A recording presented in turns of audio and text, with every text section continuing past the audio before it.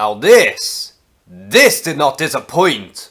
So Injustice 2 has finally released its final chapter within the Shattered Alliances. And of course this final trailer revolves around the main villain of Injustice 2, Brainiac. And we finally discover his motivations as well as his goals. Now the regime has discovered that there's going to be an alien invasion that will be happening on Earth. And due to her past experience with Brainiac, Supergirl warns the regime and tells them that they need Superman, because Superman is their only hope in stopping Brainiac and his forces. And as you could imagine from Brainiac, he comes to Earth so that he can collect all the information as part of his conquest for ultimate power. Now another reason as to why Brainiac comes to Earth is purely because Superman is still alive, and Brainiac thought that he did kill Superman as he destroyed Krypton. So what Brainiac does is essentially go to planet Earth and cause an all-around destruction on the planet, as he deems it to be unworthy. But at the same time, he is trying to fix his error and try to kill Superman again. And I assume that he's also going to be after Supergirl as well. Now what I've noticed about Brainiac's story in Injustice 2 is that it's loosely based within the Brainiac storyline which Jeff Loeb has written back in 2008. But like I said, this is a loose adaptation and it's meant to blend in with the Injustice continuity.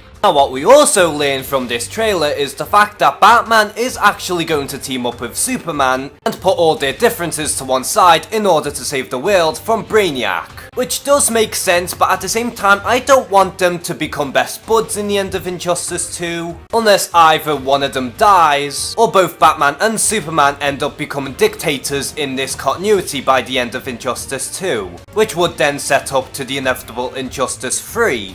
Now we also get some glimpses of Brainiac's gameplay, and what we discover about Brainiac's gameplay is the fact that he's going to be very reliant on his tentacles. And so we get the sense that Brainiac in this game is going to be a long-range grapple character in a similar vein to Swamp Thing. And also his super move will revolve around summoning his minions as well. And I could imagine that Brainiac within gameplay could summon some of his minions to do his dirty work while Brainiac is in battle, which to me makes sense and it's something that Brainiac would do. What I hope from Brainiac's gameplay is that he won't be entirely reliant on his tentacles as well as his minions. And I hope that Brainiac could do a little more outside of that, whether it be with his telekinesis abilities or rather he could shoot out some energy projectiles. And you could really do a lot of Brainiac, but I just hope that NetherRealm doesn't have him just use his tentacles and minions the entire time. But even with that being said, he still looks very exciting in game and I can't wait to see what NetherRealm does with the character in the final product. Especially what type of gear that Brainiac could bring to the table. Well, it seems like from this screenshot that he could have more of a retro kind of armor.